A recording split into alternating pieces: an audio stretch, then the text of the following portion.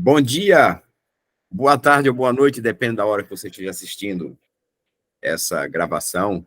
Esse encontro, que é uma proposição de conversa sobre o novo livro recém-lançado do professor Aldo Dinucci, Manual de Estoicismo, a visão estoica do mundo. Eu sou Marcos Rezende, pesquisador em filosofia, PhD formado pela Universidade Federal de Sergipe. Tive a honra de ter como meu orientador no mestrado e doutorado o professor Aldo Dinucci. Professor Aldo Dinucci, muito bom estar aqui com você. É realmente uma grande honra poder participar e contribuir um pouquinho mais na divulgação dessa obra importante, né, que acaba de ser lançada.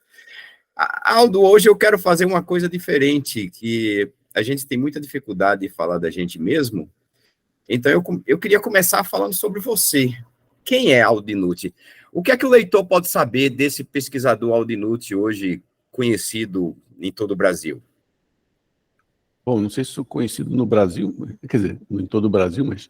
Enfim, eu comecei a estudar estoicismo uns 20 anos atrás e eu passei boa parte da minha pré-adolescência e adolescência em Petrópolis, né? Eu acho que já falei sobre isso em algum lugar.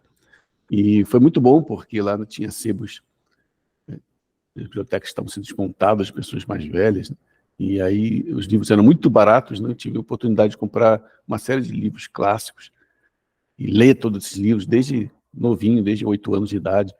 Então, sempre tive essa inclinação aí para buscar tipos de literatura, né? De me interessar, de apreciar mesmo esse tipo de literatura. Homero, Virgílio, Lucrécio, que foi o primeiro filósofo que eu li, o epicurista, né? Júlio César e tantos outros, né? E daí, isso aí me levou, posteriormente, a fazer mestrado e doutorado na PUC do Rio, em filosofia antiga, com a professora Maura Iglesias, como minha orientadora, e também com o professor Fernando Rodrigues, e tive cursos de grego com ambos, né, durante muitos anos, e aí eu fui enveredando nesse caminho, né? Depois, como você sabe, eu fui para Sergipe, para a Federal de Sergipe, e tenho estudado, né, em 2003, né? E tenho me dedicado a pesquisas em estoicismo durante esses anos todos, desde os anos 2000, na verdade, quando pela primeira vez eu me deparei com o Manual de Epiteto, certo? Então, eu sou o que se costumava dizer um humanista, né? Humanista é fundamentalmente um cara que é interessado em coisas romanas, né? Em cultura romana, né? Cultura humanista dos romanos. E eu vejo o estoicismo dentro desse contexto, a partir desse contexto, né? Agora estou aqui na Federal do Espírito Santo, graças a Deus e aos deuses. E como é que deu esse encontro com o estoicismo? Porque parece que a sua trajetória de mestrado e doutorado não trabalhou necessariamente o estoicismo, você trabalhou Aristóteles, trabalhou a sofística, não é? E o que foi que fez você chegar ao estoicismo? Foi ter descoberto o Manual do Epiteto? Como é que foi essa experiência? Pois é, foi uma coisa totalmente acidental, porque na minha graduação e na minha pós-graduação, eu não tive contato nenhum nas aulas com o estoicismo. Naqueles tempos, ninguém falava sobre estoicismo. Ninguém falava, não havia praticamente obra nenhuma traduzida, e pouca coisa no Brasil se fazia em termos de pesquisa e estoicismo. E aí eu estava trabalhando numa época numa universidade, e eu estava tendo problemas lá, assim, né, me sentindo muito oprimido pela situação. E eu fui na biblioteca e, por acidente, me deparei com um livro, um dos volumes das Cartas de Sêneca, uma tradução francesa. E, por acidente, me deparei com essa tradução e comecei a estudar, ler, né, sem nenhuma pretensão. Eu comecei a ficar maravilhado. Falei, poxa, que coisa legal, como é que eu nunca soube dessa filosofia? E aí eu vi também que a filosofia do Sêneca me ajudava a enfrentar aquela situação de opressão, sabe? De uma situação que estava desconfortável. E daí eu comprei uma edição francesa também, uma coletânea de textos históricos antigos, e dentro dessa coletânea tinha exatamente o Manual de Epiteto. Eu falei, poxa, como que essa obra não está traduzida para o português, né? Quer dizer, não tinha edições à venda nas livrarias, o Manual de Epiteto. Depois eu soube que há pouquíssimas edições em português. Tem uma edição do século XVI, e depois essa edição foi portuguesa, essa edição foi publicada, republicada inúmeras vezes até o século XX. Aí depois teve umas traduções, uma tradução de um grego que morava em São Paulo, um editor grego, que curiosamente ele traduziu a partir do inglês, não do grego, né? Eu não sei se vocês sabem, mas o grego koiné, e o grego antigo não são imediatamente acessíveis aos gregos modernos. Não é a mesma língua. Tanto que um fato notável, eu fui a Atenas em 2019 para um evento sobre estoicismo, e aí entrei numa livraria e vi uma coisa fascinante, que era uma edição bilíngue das diatribes de Epiteto, em grego antigo e em grego moderno. Então, estavam os dois, sabe? A gente não espera por isso, né? E aí eu me dediquei a fazer uma tradução do manual, e eu achei fantástico, né? E, posteriormente, publicamos pela Federal de Sergipe, e depois eu me juntei também ao Alfredo Julien. Aliás, tem que mandar uma mensagem para ele. E aí a gente fez uma outra tradução, uma tradução técnica, e que publicamos pela Universidade de Coimbra, em Portugal, e posteriormente também aqui no Brasil, né? É interessante essa tua narrativa, porque quem te conhece pode ter a primeira impressão de que você começou no estoicismo a partir de Epiteto, porque você se tornou um grande especialista em Epiteto. Mas começou por Sêneca, né?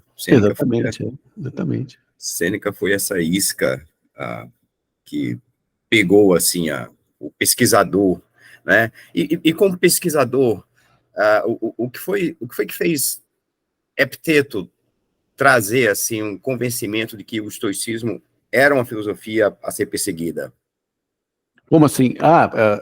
Então, eu fiquei literalmente maravilhado quando li o manual. Falei, poxa, como isso pode não existir em língua portuguesa, né? E comecei a traduzir. E, para mim, ficou muito evidente imediatamente o caráter prático. Tanto que, na edição de divulgação, que é essa que saiu pela Auster também, né, eu fiz uma introdução que até hoje eu acho muito legal, e é, ao mesmo tempo, erudita, porque eu cito Heráclito, cito o Eutidemo de Platão, entre outros, né? E, ao mesmo tempo, prática, porque eu já percebia claramente o viés prático da filosofia de Epiteto, né? Em relação à questão de como enfrentar as coisas, do que nós chamamos hoje de teoria ontológica, né? Divisão entre coisas que estão sob nosso encargo e coisas que não estão, e que ele faz uma classificação ontológica da realidade. Então, imediatamente eu percebi, e comecei a perseguir esse tipo de aplicação. Agora, tem a ver com isso que eu estou dizendo, com algo que eu conversei outro dia, que quando você opta por uma filosofia, você ainda não é um conhecedor dessa filosofia, isso que é interessante. Então, é uma pré-escolha, né? É uma escolha antes da escolha, por assim dizer. Porque você não tem os elementos todos para decidir que essa é uma filosofia que vai ser boa para você, que você vai gostar. Você não tem esses elementos. Você vai Mas é um elemento motivador, né? Elemento motivador, né? Então, eu acho que tem a ver justamente com certas escolhas, não escolhas provavelmente, mas certas motivações que não são da ordem da racionalidade, né? Mas são da ordem da cultura, certo? Essa minha propensão a gostar das coisas romanas, né? Porque o Manual de Epiteto, embora seja chamado de Manual de Epiteto, ele foi composto por Flávio Arriano, que era um grego de cidadania romana que foi muito importante em Roma, né? Chegou a ser cônsul romano, foi governador da Capadócia, ele defendeu as fronteiras da Capadócia contra os alanos, ele liderou 2 legiões, então era um romano no sentido mais amplo do termo, né? E, inclusive, a própria noção de manual, né? De escrever um manual é algo tipicamente romano, né? Certo? por que você escreveria uma síntese? Justamente a síntese é escrita para aqueles que não têm muito tempo para ler calhamaços, né? Isso é um aspecto cultural do romano, né? E Capacidade sim. sintética, né? Exatamente, exatamente. Até hoje a gente vê, se a gente pega um texto em latim e traduz, a tradução é sempre maior do que o texto latino. Uhum. Eu acho que isso tem a ver com a questão das linguagens de poder. As linguagens de poder, elas são muito sintéticas, por razões óbvias, né? Uhum. Então, por exemplo, o inglês é uma linguagem de poder, então tende a ser sintético, né? Tende a criar siglas e tudo mais, né? Enquanto as linguagens que não são de poder, como o português, tendem a ser mais poéticas, mais vagas, né? mais retóricas. Né? Então, se você é uma linguagem de poder, se quer dar uma ordem, essa ordem tem que ser objetiva.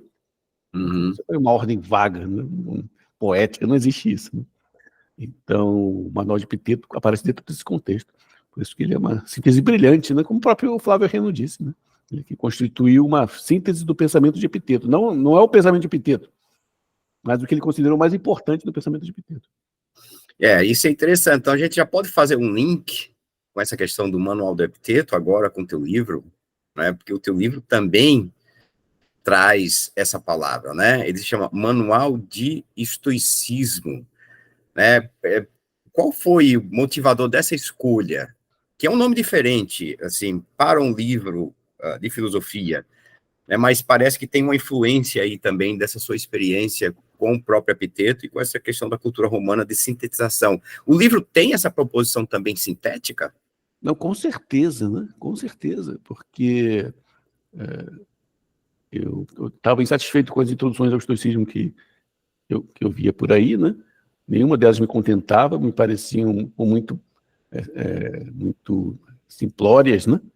Muito simplificadoras, ou muito parciais também, ou incapazes de ver a perspectiva prática, ou fazendo, talvez a gente vê às vezes mesmo, tentativas de refutação, né? Como se fosse possível refutar um sistema filosófico, né? Então, a partir de interesses outros, ideológicos, religiosos, sei lá. Então, eu estava muito insatisfeito com isso tudo. E aí eu me lembro que nós conversamos há muitos anos, né? Você falava assim, o Jorge também falava, você precisa escrever um livro sobre estoicismo. Isso ficava lá numa das gavetas da minha mente, né? Até que o Ulisses Trevisan me convidou. Eu falei, poxa, então se convidou, então é a hora, né? Então, a minha proposta é fazer uma apresentação do estoicismo que também sirva como um guia de leitura, um guia para você se aperfeiçoar nos estudos, para você ingressar em estudos mais avançados, certo? Então, não é uma proposta de apresentação e também de se constituir um guia para o estudo mais avançado do estoicismo. O Aldo, nós temos um ditado que diz que quem vê cara não vê coração, né? Mas esse teu livro me chama a atenção de uma quebra desse paradigma, porque essa tua capa é muito forte, é muito significativa, não é? Então, parece que é um aspecto atrativo que não decepciona o leitor quando ele acessa o conteúdo do livro. Me fala um pouco dessa capa, por que essa opção? Quem é que está aí retratado nessa imagem? É uma boa pergunta. Essa capa foi decidida pelo pessoal da Auster, né? E eles me mandaram, eu achei ótima. Eu nem sei realmente que está, uma boa pergunta. Só sei que ficou perfeito, né? Ficou perfeito. Muito boa, né? E o subtítulo do livro foi proposto pelo próprio Ulisses Trevisan. Eu acho que é a visão histórica do mundo, que tem a ver com cosmovisão, que para mim é sinônimo de espiritualidade, né? O modo pelo qual você vê o mundo. Então, realmente, a escolha da capa foi muito feliz. E eu não tenho nada a ver com isso. Ok, mas foi uma opção muito feliz, porque geralmente os livros de filosofia vêm com essa opção de trazer a imagem de um pensador grego ou romano, alguma coisa, e não foge desse padrão, mas a maneira como foi colocado é uma maneira diferente, não é uma valorização da imagem, e ficou bastante vendável, eu acredito, no sentido de atrair a pessoa para pelo menos pegar o livro e checar o que é que está acontecendo em termos de conteúdo, não é? Ficou muito bom. Então, é uma coisa muito, muito boa em termos de estratégia da Aster, eu acho que foi bastante feliz. Mas, Aldo, fala agora um pouco sobre a concepção popular do que é ser um estoico e como essa concepção se sustenta diante do estoicismo sob o ponto de vista da pesquisa acadêmica, porque você acabou de falar que você também tem a intenção de que esse livro seja o princípio de um aprofundamento no estudo do estoicismo, né? Então, qual é a diferença da concepção popular do estoicismo, que a gente vê aí do senso comum, e a proposição desse livro, que tem já uma pegada um pouco mais acadêmica e com esse objetivo de ajudar o leitor a abrir um horizonte? Um dos sentidos populares, né, que foram fixados é o estoico ser um indivíduo que aguenta, né, que suporta a adversidade, né? Então, inclusive, esse é um dos sentidos mais difundidos hoje em dia na internet e tudo mais, né? Como suportar a resiliência, né? Eles insistem muito nessa palavra. Só que isso é apenas um aspecto do estoicismo antigo. E, obviamente, essa ideia ela permeia também a academia, porque a academia é feita de pessoas como nós, né, que têm acesso à cultura popular, né, e como pouca gente tem realmente estudado de forma séria, digo, pesquisando realmente, né, o estoicismo, então muitos levam para a academia essa visão do estoicismo como fosse uma filosofia para suportar a diversidade somente, né? E também aquela visão popular de que o estoico é indiferente ao que ocorre externamente. E essa é equivocada, porque, de fato, os estoicos têm um conceito de indiferentes, que são os adiáfora, né? Só que indiferente não significa para eles algo que você não se importa, com o que você não se importa, mas algo que não tem um valor dado a priori para você.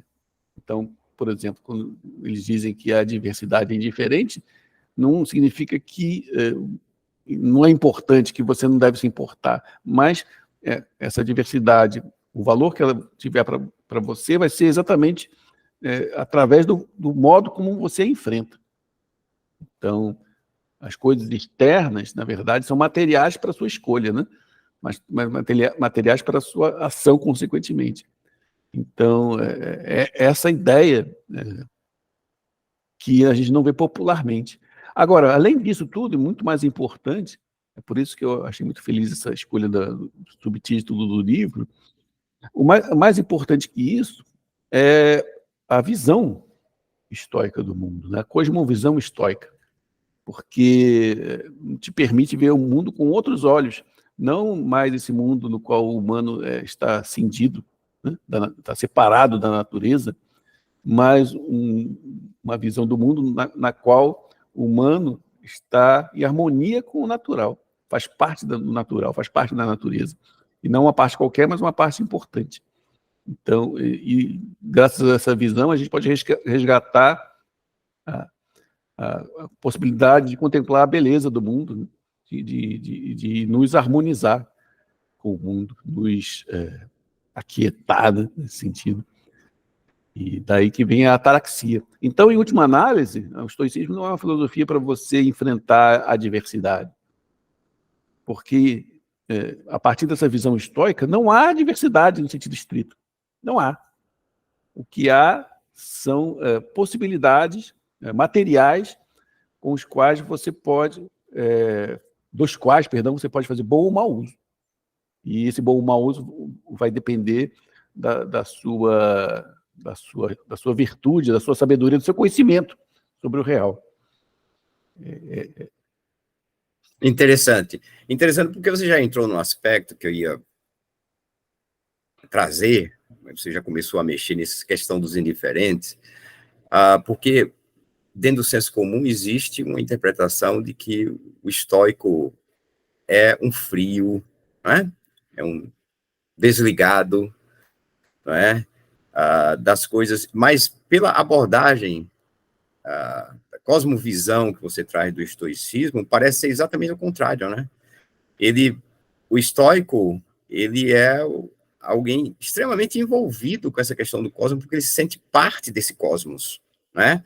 Me fala um pouco mais sobre essa questão do ser humano como parte do cosmos. O que é que isso significa? Vou partir de uma diatriba de Epiteto, em que ele fala dos estirpes do humano, né? Então ele fala da estirpe divina e a estirpe animal. A estirpe animal a gente compartilha com os demais animais, que é o corpo, os instintos, os apetites. E a estirpe divina é aquela que a gente compartilha com os deuses, ou com Deus, e é o pensamento, que é a inteligência. Porque, para os estoicos, há uma inteligência que governa o real, há uma inteligência que governa o fluxo das mudanças na realidade.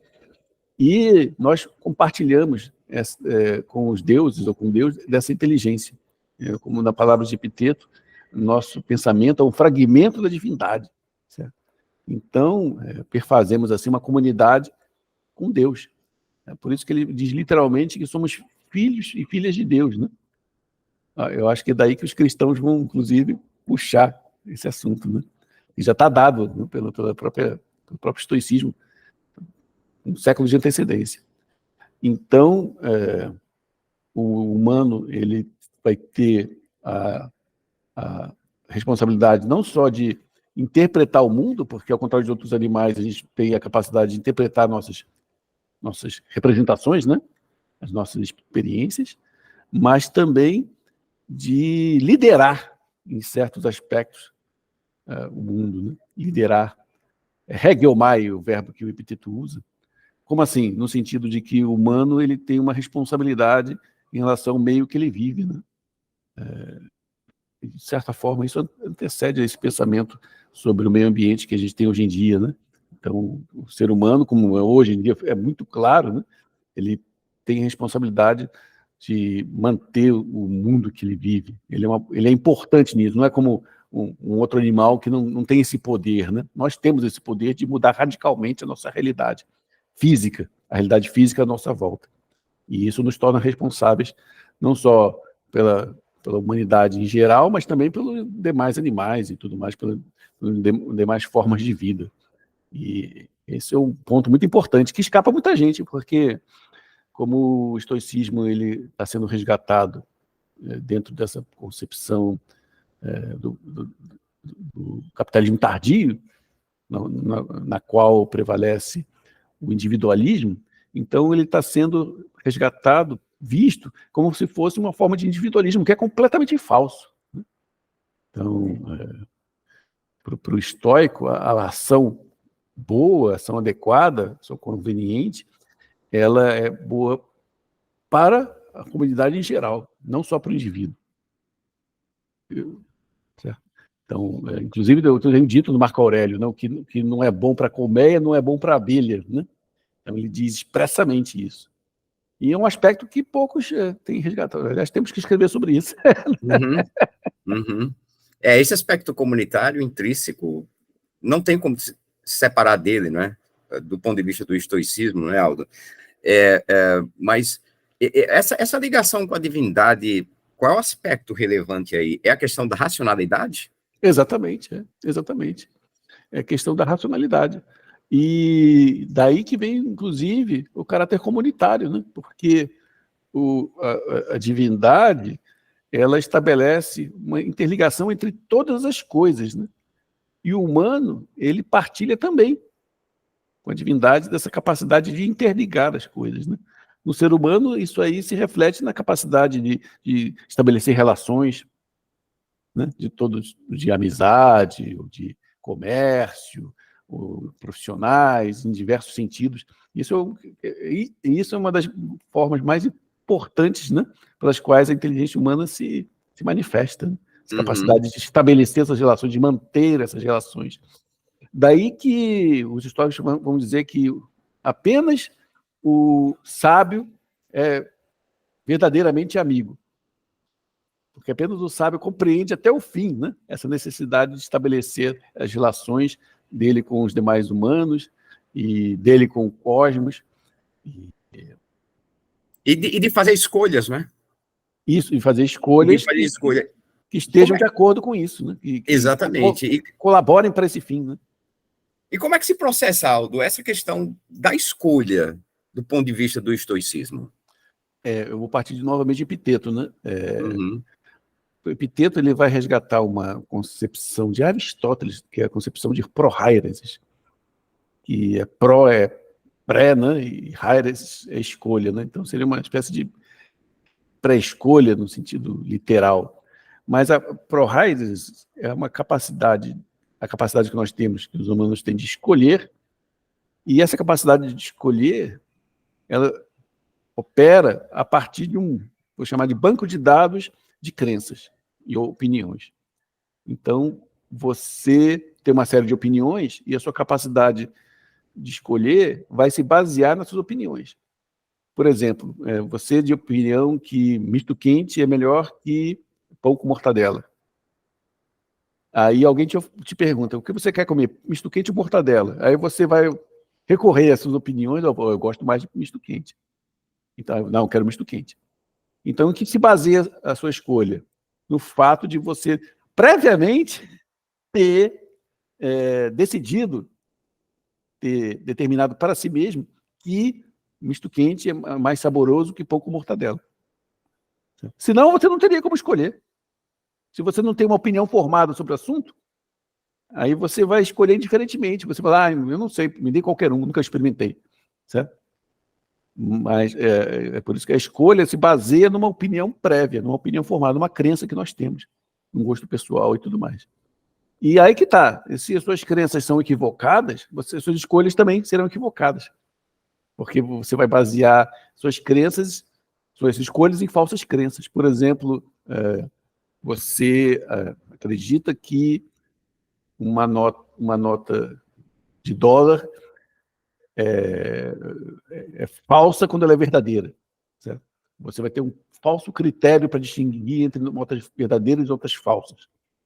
Então, isso vai te causar prejuízo, naturalmente, porque o seu critério é falso. Epiteto, inclusive, essa é uma das metáforas que Epiteto usa, né? Epiteto vai dizer assim, como é que faz o cara que vai testar a moeda? Primeiro, ele olha bem assim, né? Para ver o reflexo dela, ver a cor. Depois, ele morde para ver se a consistência é da moeda. Depois, ele joga a moeda para cima, deixa ela cair para ouvir o som que a moeda faz. Então, são vários critérios para determinar se aquela moeda é verdadeira ou não.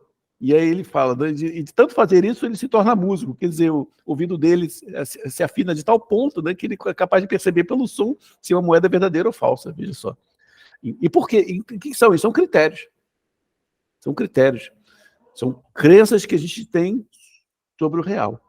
Certo? Então, por exemplo, se o seu critério para amizades é ruim, você vai obter falsos amigos. E isso vai te causar infelicidade. Então, é por isso que, para os históricos, é extremamente importante fazer, para Sócrates também, né, para os socráticos em geral, fazer o escrutínio de todas as suas crenças, para descartar as que são falsas e deixar apenas as que são verdadeiras. Né? Para que você tenha bons critérios, boas crenças, a partir das quais você possa efetuar boas escolhas acertadas. Né? Vou falar em Sócrates, você fala no livro do Sócrates e você ressalta a importância, inclusive parece que do princípio do estoicismo, já a partir de Zenão, da influência de Sócrates. Explora um pouco mais isso. Qual a importância de Sócrates nessa gênese do estoicismo? Então, a gente pode dizer que praticamente toda a filosofia que surgiu após Sócrates está afiliada a Sócrates, praticamente toda. Então, temos, obviamente, Platão, né? Foi influenciado por Sócrates. Temos os acadêmicos que sucederam Platão e se tornaram dogmáticos negativos, porque eles dão ênfase aos primeiros diálogos de Sócrates, são chamados diálogos aporéticos, ou da juventude, de Platão, nos quais Sócrates não chega a nenhuma conclusão, pelo contrário, ele só descarta as crenças dos interlocutores, né? Por isso é que essa ideia do escrutínio de todas as crenças vem diretamente de Sócrates. Depois temos também os megáricos, que eram lógicos, ligados a Sócrates. Temos também Aristipo de Cirene, que era amigo de Sócrates, né? Com a ideia de prazer. Então, todas as filosofias, praticamente, que vieram depois de Sócrates, estão diretamente ligadas a Sócrates de uma forma ou de outra. Então, ou enfatizam a lógica, ou enfatizam a ética, e isso não é diferente com o estoicismo. Então, o estoicismo, a gente pode dizer que tem 3 grandes influências: a de Sócrates, de Heráclito, naturalmente, né? Certo? E do cinismo. Certo? Então, de Sócrates, assim, falando de uma forma bem ampla, tiraram essa ideia da necessidade de fazer o escrutínio, de exame de todas as crenças, né? De Heráclito, a noção do fogo, do fogo primordial, do fogo que constitui materialmente a realidade. E de Diógenes, do cão, a ideia da prática filosófica. A ideia de que essa filosofia tem que estar inefavelmente, insoluvelmente ligada a uma prática concorde, uma prática consistente, né? Então, é por aí. E também tem a anedota, né, famosa tem 2 anedotas. A anedota do Diógenes, né, que Diógenes chega em Atenas, Diógenes do Cão, e aí ele está numa livraria, ele começa a ler as Memoráveis de Xenofonte, que é uma obra fundamental para a compreensão do estoicismo. Não é uma obra estoica, naturalmente, né, mas é uma obra que os estoicos tinham como livro de cabeceira. E o Jorge está lendo as Memoráveis e ele pergunta para o livreiro: poxa, onde eu encontro homens como esses aqui, que o Xenofonte fala das Memoráveis? Aí nesse momento está passando Antístenes. Aí o livreiro fala: lá vai um deles, ó. Lá vai o Antístenes. Aí ele se liga a Antístenes, né, de acordo com a anedota, né, e se torna aluno de Antístenes. E tem a mesma anedota engraçada relativa a Zenão de Cítio. Que Zenão de Cítio chega em Atenas depois do naufrágio, né, o seu navio cheio que estava carregado de púrpura, né, e entra numa livraria, começa a ler um livro, as Memoráveis novamente, né, e ele pergunta para o livreiro: onde que encontro homens como esse? Aí está passando nessa hora, estava fazendo Crates pela porta, né, que Crates era um aluno, discípulo de Diógenes. Aí o livreiro fala: ali, ó, lá vai um deles, né, e ele, de fato, foi aluno de Crates, né, ele foi discípulo de Crates por um tempo. Então, tem todas essas ligações muito, muito legais, né? Então, o estoicismo, na sua gênese, já tem, assim, um apanhado de muita coisa, né? Parece que essa experiência do estoico, quando haviam as reuniões, né? Depois você até pode falar um pouco nisso, desse princípio da estoa, né? Você aí já citou Heráclito, nós estamos falando aí dos pré-socráticos, né? Sócrates, Platão. Tem um pouco também do ceticismo, Aldo, tem um aspecto cético aí também no estoicismo, no sentido de apreensão da realidade, né? Como é que se dá essa questão do acesso à realidade do ponto de vista do estoicismo, a questão da fantasia, da representação? Como é que o estoico vê o acesso à realidade? Essa é uma questão boa, porque, de fato, essa noção de suspensão de juízo nasce com os estoicos, né? Então, podemos dizer que os céticos tomaram isso dos estoicos, desenvolveram essa noção a partir dos estoicos. O que é a suspensão de juízo? Quando você não tem elementos para ou afirmar ou negar algo, você suspende o juízo. Como, por exemplo, o número de estrelas é par ou ímpar. Você não sabe, então você suspende o juízo. Qual a intenção daquela pessoa? A intenção daquela pessoa é boa ou má? Você não sabe, então você suspende o juízo. E continua investigando, na medida do possível, para descobrir a verdade, né? Então, o conhecimento todo, para os estoicos, é mediado pelo que eles chamam de fantasia, que podemos traduzir por representação ou impressão. O que é a fantasia? Os sentidos que estão ligados à capacidade de diretriz, ao pensamento, recebem dados, e esses dados sensoriais são interpretados pela capacidade de diretriz, pelo pensamento. E essa interpretação pode estar de acordo com a realidade, ou pode não estar de acordo com a realidade. Então, essa mediação do conhecimento se faz através da fantasia, através da representação. Isso é muito importante falar, porque, tendo isso em mente, a gente percebe que o estoico ele não conhece a realidade. Não pode, o estoico. Para os estoicos, o ser humano não tem acesso direto à realidade. Ele tem acesso à realidade mediado através da representação, através da fantasia. Daí que vem todos os problemas, por isso que erramos, né? Porque a nossa interpretação pode ser equivocada. Se simplesmente a gente tivesse acesso à realidade, não haveria como errar. Certo? A gente saberia o que é, mas não é assim.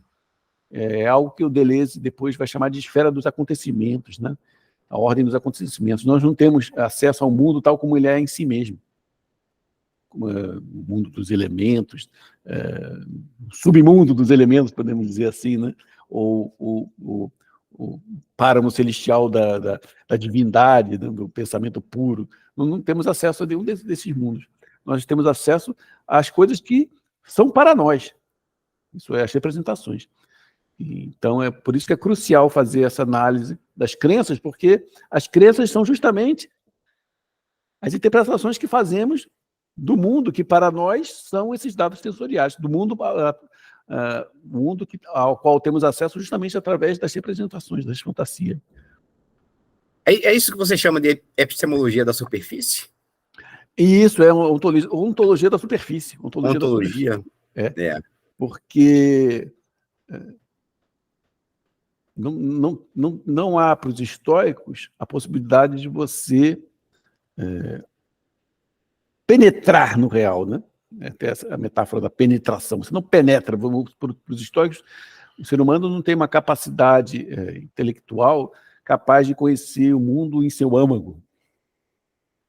Porque, para os estoicos, o lugar do humano é a fantasia, a representação. Nós não podemos ir para além da representação. Estamos sempre no âmbito da representação.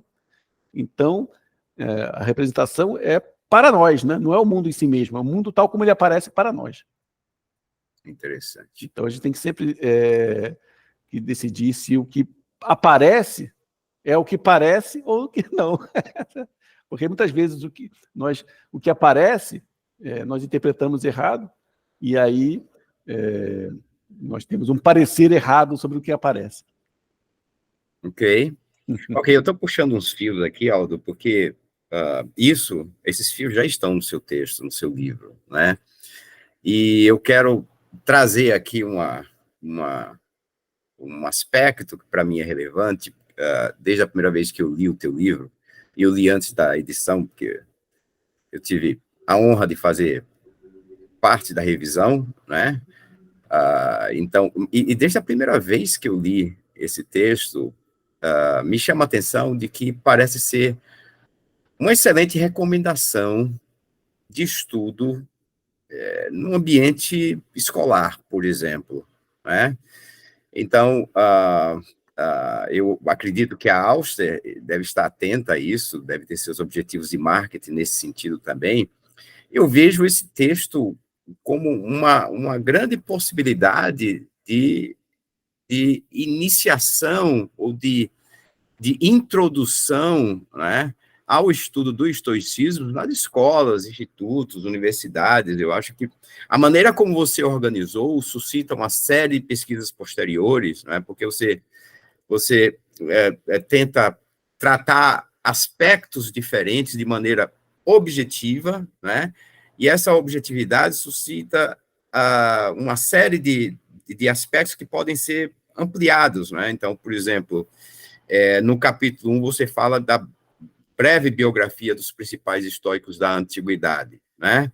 Aí depois você fala da história da filosofia estoica no capítulo 2, né? Aí você vem falar sobre a questão da prática do estoicismo até chegar no aspecto de como escrever o seu próprio manual, né? A minha pergunta nesse momento seria: como este livro pode ser útil em sala de aula nas escolas, institutos e universidades? Qual é o seu ponto de vista como escritor?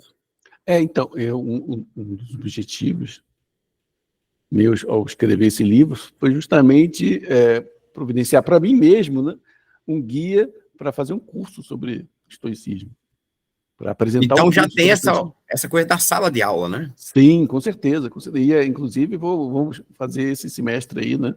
tanto pela UNB, lá para o mestrado em metafísica, pós-graduação em metafísica da UNB, quanto aqui na Federal do Espírito Santo, e aí me deram uma matéria optativa, na qual eu vou fazer um curso de introdução ao estoicismo, né?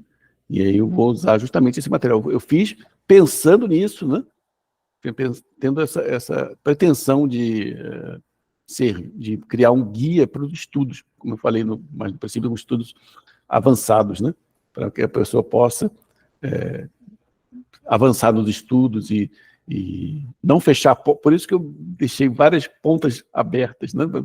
Vários fios desencapados, né? Para suscitar questionamentos, né? Eu não fiz aquele texto, tipo de texto que eu detesto, que simplifica uma filosofia, e que a gente vê muitas introduções à filosofia, né? E que, ao invés de expor os problemas, coloca como se os filósofos tivessem proposto soluções simplórias para os problemas, né? Então, ao invés de apresentar apenas as respostas, eu enfatizei sobretudo os problemas, as questões, né, os questionamentos, que, como nós sabemos, né, o que é mais importante num projeto, né, numa pesquisa, é a questão da qual você parte, né? São duas coisas fundamentais, a questão principal e a hipótese, né, de trabalho da qual você parte. Então, eu fiz questão de deixar um terreno minado para suscitar esses questionamentos, para expor esses questionamentos, para enfatizar mesmo esses questionamentos. Falar em terreno minado, né, já que você está tocando nisso, o que a gente vê em termos de divulgação do estoicismo, nas livrarias, né, físicas ou virtuais, né, que hoje se compra muito livro na Amazon e outros meios de distribuição desse tipo de material. A gente vê muito material de Epiteto, Marco Aurélio, Sêneca, principalmente esses três.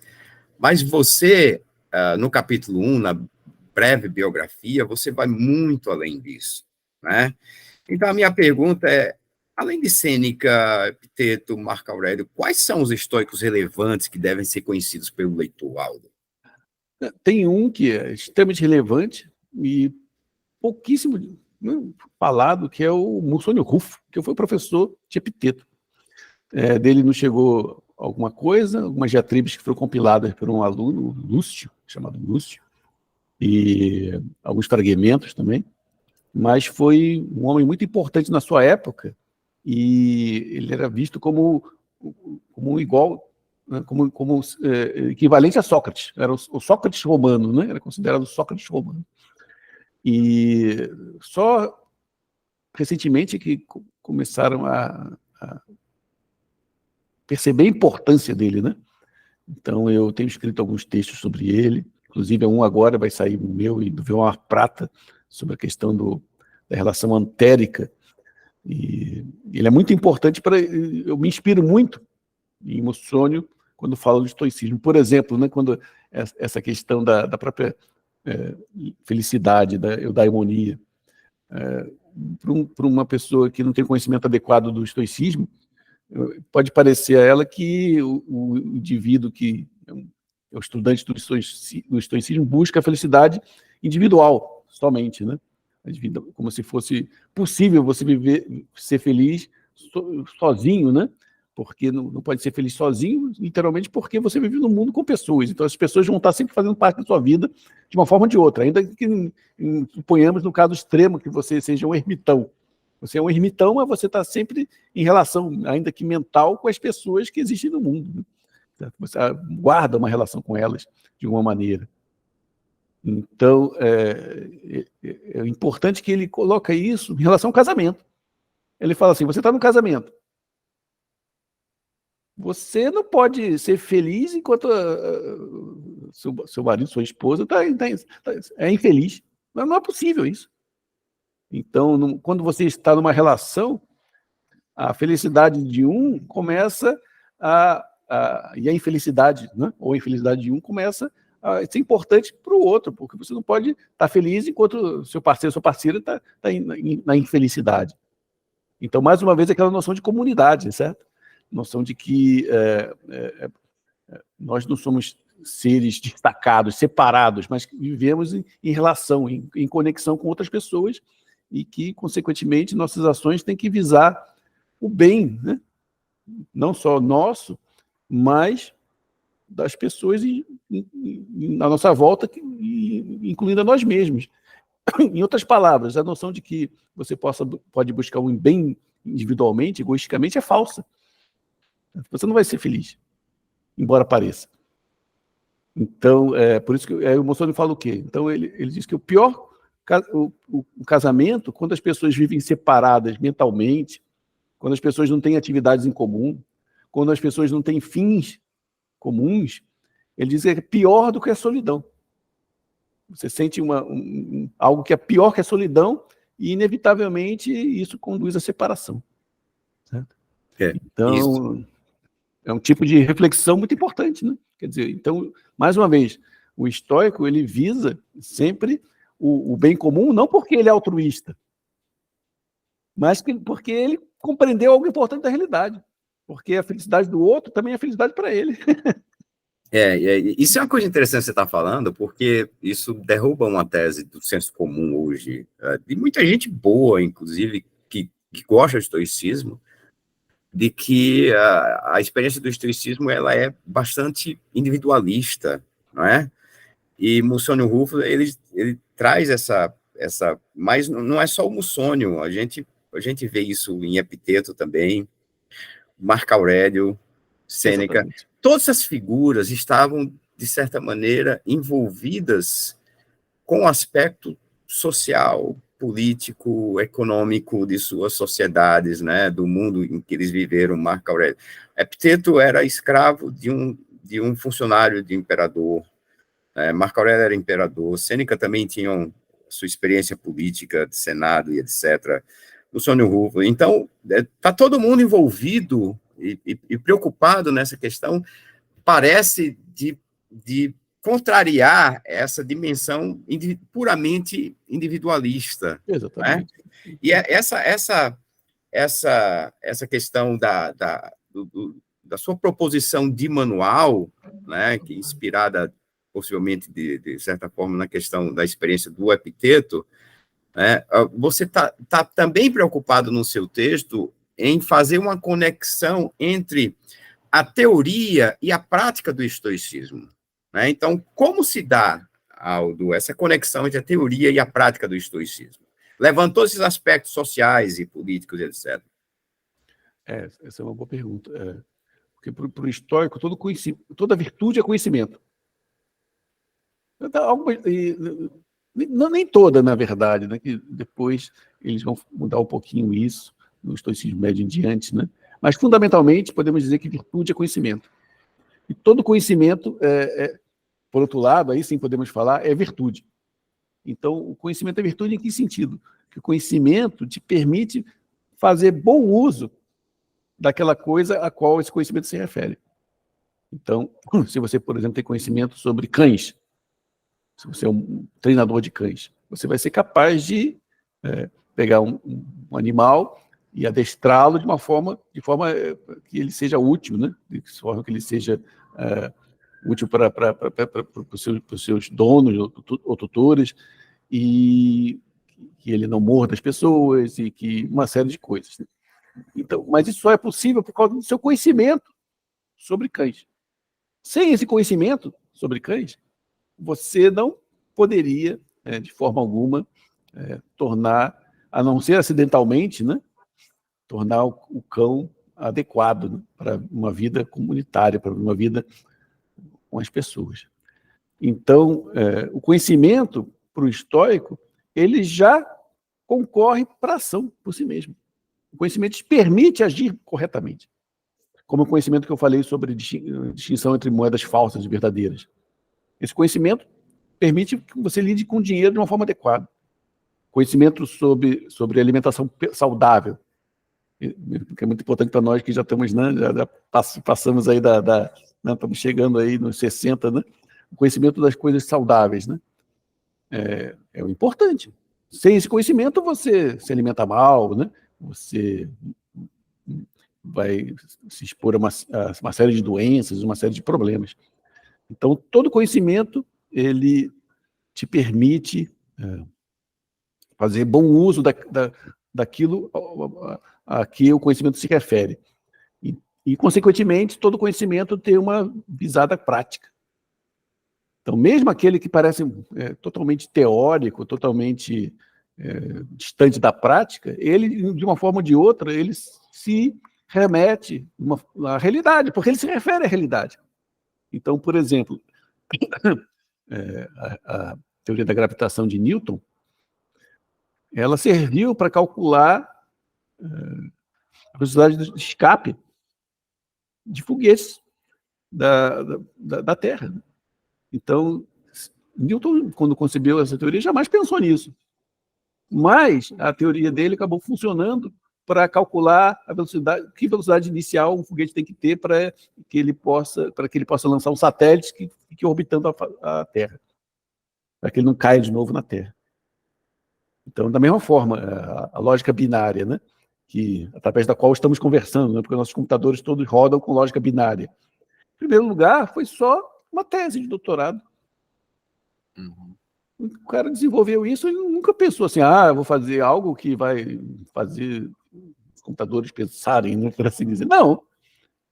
Ele escreveu a tese dele, pôs lá no banco de teses, né? Depois alguém estava concebendo o computador e pensou assim, poxa, eu preciso de um meio de fazer o computador pensar logicamente, mas de formas simples, né? Aí a lógica binária é perfeita, porque só tem dois simples, né? O 0 e 1.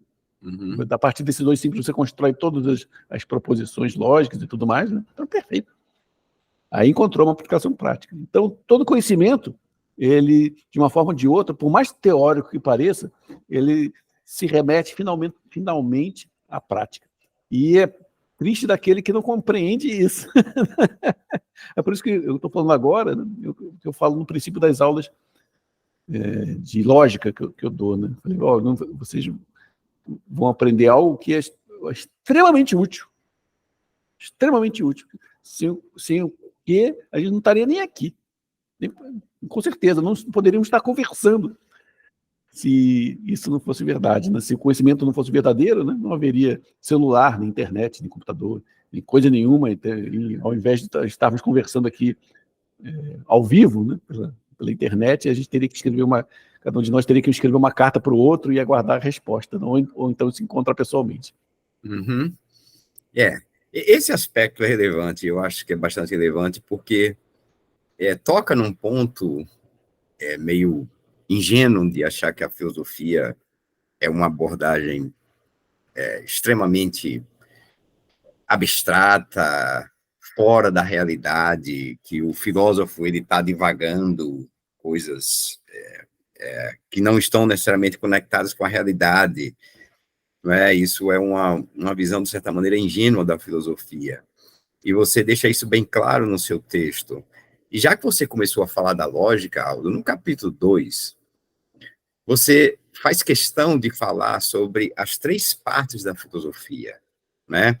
E colocar a ordem a partir do ponto de vista do estoicismo, que seria a física, a lógica e a ética.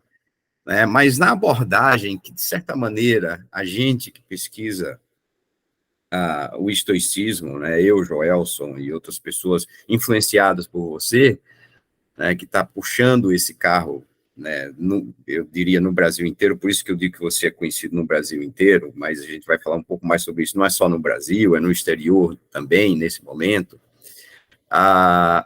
O que a gente vê é que a abordagem tem sido muito, por aí, o aspecto ético, né? Você vai nas livrarias, né, e você encontra muita abordagem do aspecto ético, a partir de Epiteto, principalmente, Marco Aurélio, e etc. Sêneca, esses 3 são geralmente carro-chefe de venda, de consumo em relação ao estoicismo. Qual o problema do leitor do estoicismo, seja ele acadêmico ou um curioso, gosta da filosofia, gosta de ler, está interessado em comprar o seu livro, por exemplo? Qual a importância do leitor não ficar somente no aspecto ético? que problemas podem ser causados por causa disso? Então, por que a gente tem que colocar os nossos olhos também no aspecto da física e da lógica? Acho que seu som foi desligado, Aldo. Sim. O estoicismo é uma visão do mundo, né? E uma teoria sobre o mundo, podemos em diversos aspectos, tanto no lógico, quanto no ético, quanto no físico. Então, essas partes estão interligadas. Então, você não pode conhecer a ética estoica sem conhecer a física, não pode conhecer a física sem conhecer a lógica, e não pode conhecer a lógica sem conhecer a ética. Uma parte leva a outra, está entendendo? Eu sei como o Joelson, né? Recentemente, nós estávamos na banca de doutorado dele, sobre as paixões no estoicismo, né? Ele desenvolve, né? Esmiuça essas relações da física, da psicofísica.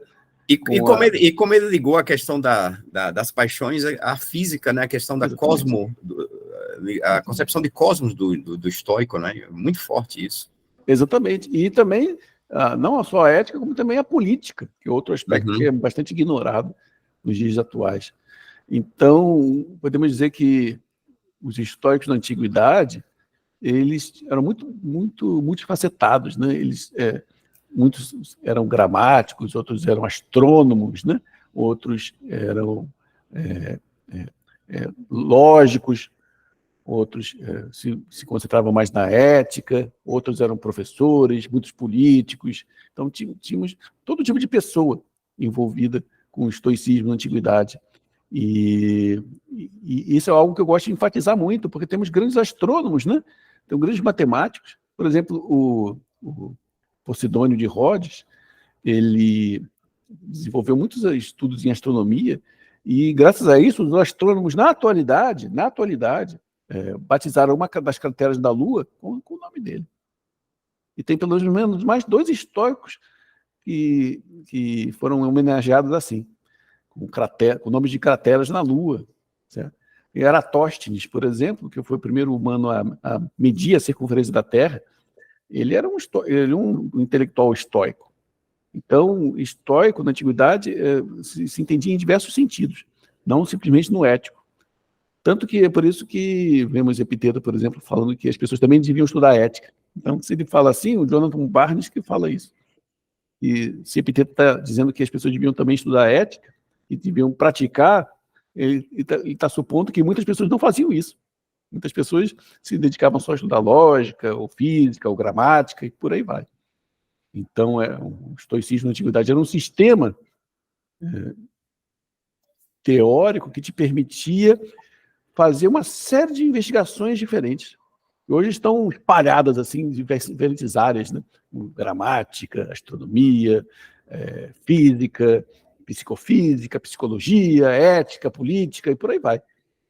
Então, essa riqueza, né, do fenômeno estoico, do fenômeno do que foi o estoicismo na antiguidade, o que eu gostaria de apresentar, que eu tentei apresentar no meu livro, né, para que as pessoas tenham conhecimento disso, tenham consciência disso, e não reduzam o estoicismo a uma coisa só. E dentre esses nomes, você está trazendo um que é extremamente relevante e que merece muito mais pesquisa, não é? E que você é bastante antenado em relação a esse estoico, é um estoico já mais tardio, não é? Que influenciou outras pessoas importantes, não é? Que é o Posidônio, que dentro desse aspecto de conhecimento da física, da lógica, da ética, ele parece que tem uma relevância muito grande, não é? E o estudo do estoicismo precisa também chegar, mas você já traz isso no seu texto. Fala um pouco sobre Posidônio, Aldo. Sim, nós temos no Brasil um dos maiores especialistas em Posidônio do mundo, que é o Eduardo Boechat, né? E graças a ele é que nós percebemos a importância do Posidônio. E hoje estamos trabalhando exatamente na influência de Posidônio em filósofos posteriores, como Sêneca, como Epiteto, como Musônio. Então, o Posidônio foi um grande polímata, né? Um grande intelectual que viveu no século I antes da nossa era, e era também político influente, no sentido de que era amigo de Pompeu, por exemplo, Pompeu Magno.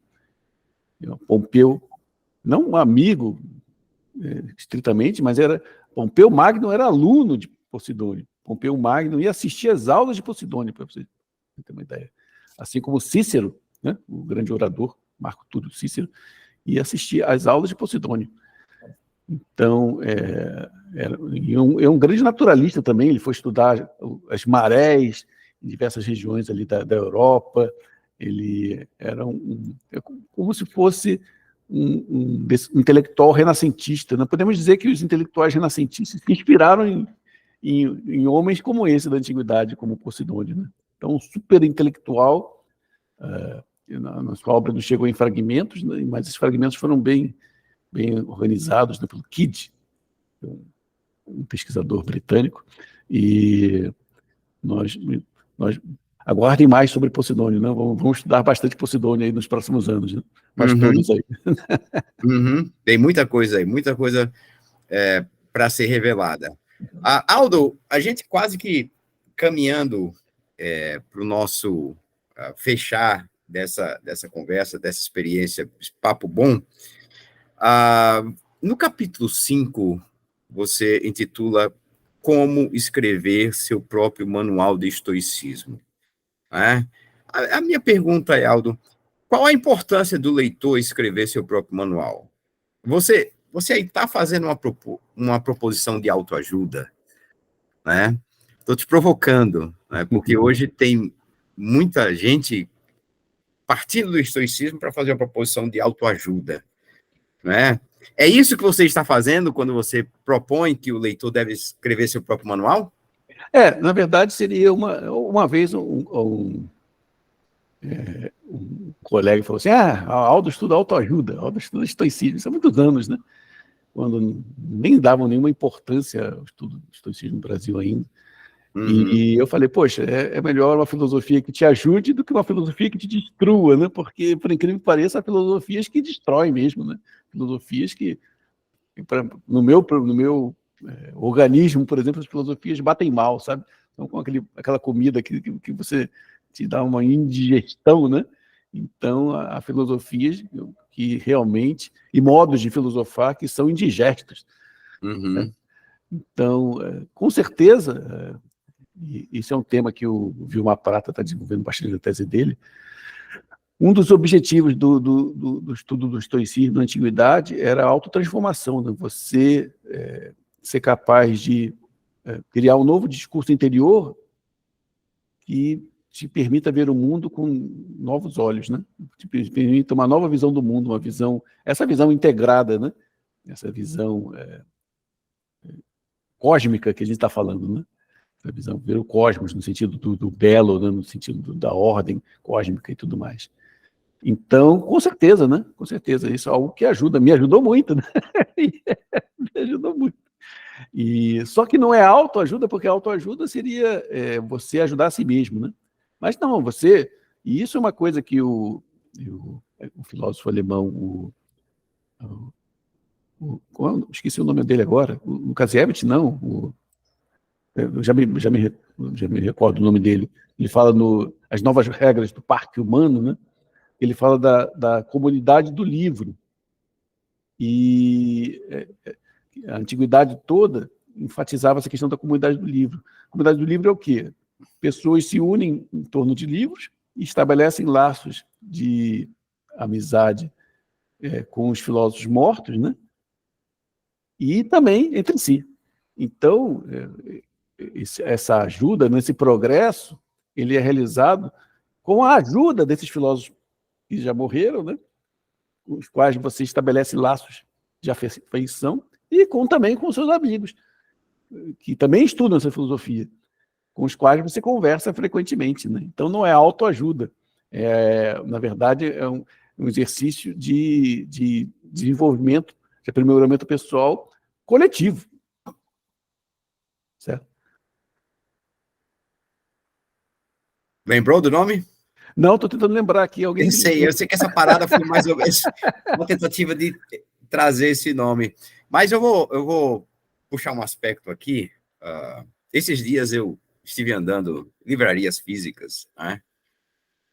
E eu sempre vou pequena, mínima seção de filosofia, né? Que as livrarias têm uma mínima seção de filosofia. A gente sempre vai na esperança de encontrar alguma coisa que, infelizmente, é uma frustração quase sempre, né? E aí eu encontrei textos do Robertson, do Sellers e etc., e não encontrei o de Nietzsche nessas livrarias físicas que eu andei, né? A minha questão é, onde é que a gente pode encontrar o Manual do Estoicismo de Aldo Nietzsche?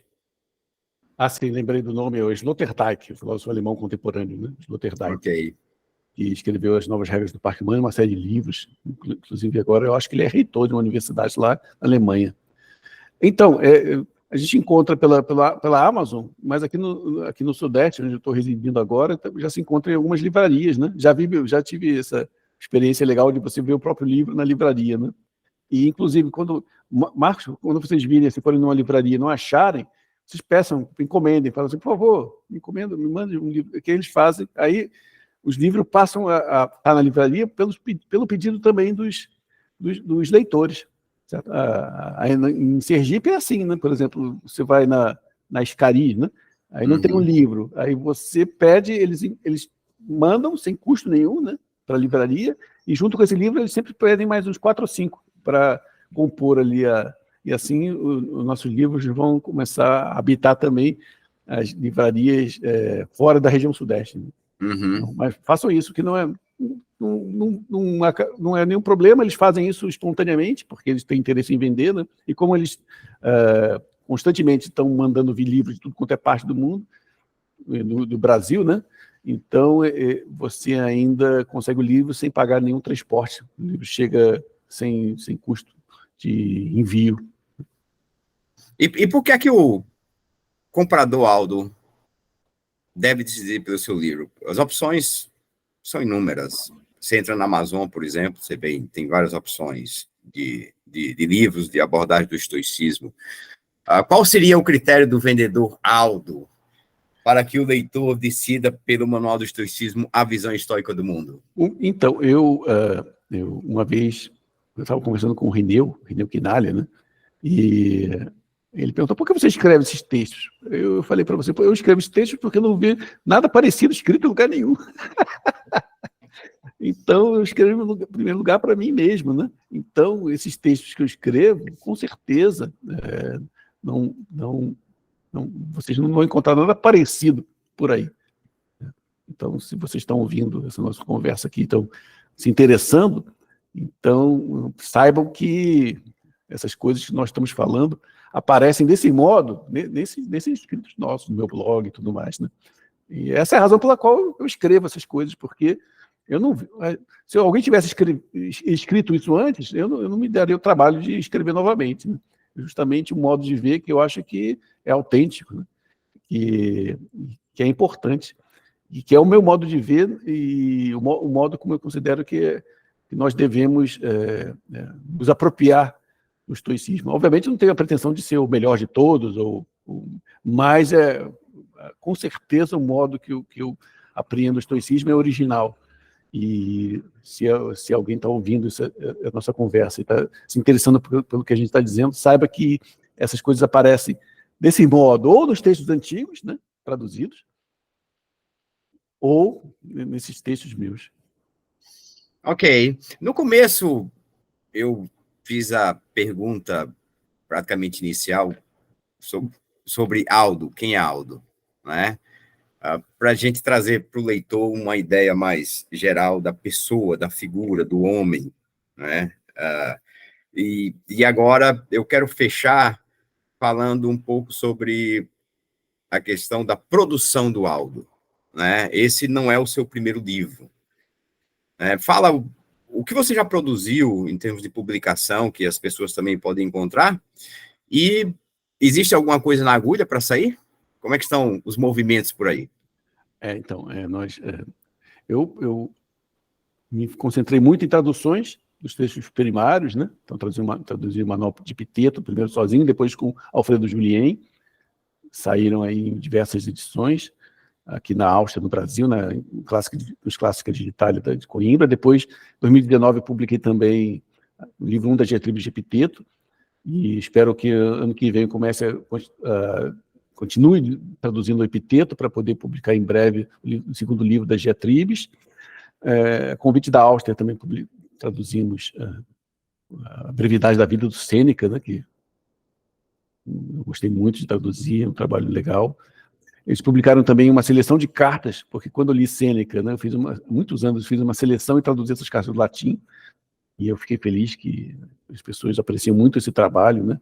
Até o acadêmico Cacá Diegues até escreveu um texto elogiando, né, mostrando sua felicidade em ter lido o livro. Então, o livro mesmo da minha lavra, né, esse é o primeiro, né, no sentido, é a primeira vez que, como autor, me coloco para escrever um livro. Porque os demais eram traduções, né, e eu escrevi textos, mas no blog, né? O blog foi uma espécie de laboratório para escrever esse livro, né? Para discutir essas questões. E tem coisas em breve, vem saindo em breve uma tradução do Marco Aurélio, né? Não vou dizer a editora ainda, mas é uma super editora, e eu estou com muita expectativa sobre esse trabalho. O nosso imperador Marco Aurélio. Maravilha, maravilha. Eu acho que o nosso ouvinte e o leitor do estoicismo interessado nessa conversa já deve ter recebido bastante informação interessante. Eu quero agradecer aqui a oportunidade de bater esse papo contigo, né, e gostaria que a gente fechasse com uma última palavra sua, seja o que for, aí é tema livre, o que você quiser dizer para a gente poder nos despedir dos nossos ouvintes nesse momento. Vamos lá. O microfone desligou?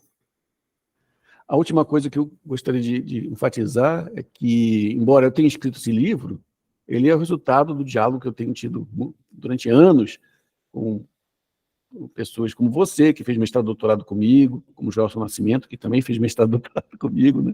O Vilmar Prata, que está fazendo doutorado comigo, o João Leite Ribeiro, que é o escritor e dramaturgo, com o professor o Donato Ferrara, também o Danilo Patucci, que agora vai fazer doutorado comigo também na UNB, o André Capistrano, que fez o mestrado, está fazendo doutorado comigo, e Gabriele Cornelli, Vanessa Cordeiro, que está fazendo o mestrado comigo na UNB. Então, esse livro também é o resultado dessa ajuda mútua, né? O resultado desse progresso que estamos fazendo nos estudos, né, ao longo dos anos. E não teria sido possível sem a colaboração de todos vocês. Então, da mesma forma que o Sloterdijk falou da comunidade do livro, né? Então, nós estabelecemos laços de afeição, de amizade, e também, graças a isso, nós progredimos em diversos sentidos. Isso já é uma experiência bastante estoica, né? É uma experiência comunitária, né? Com certeza. Interessante. Ok. Obrigado. Eu estou super feliz. Muito bom. Excelente, Aldo. Parabéns pelo lançamento.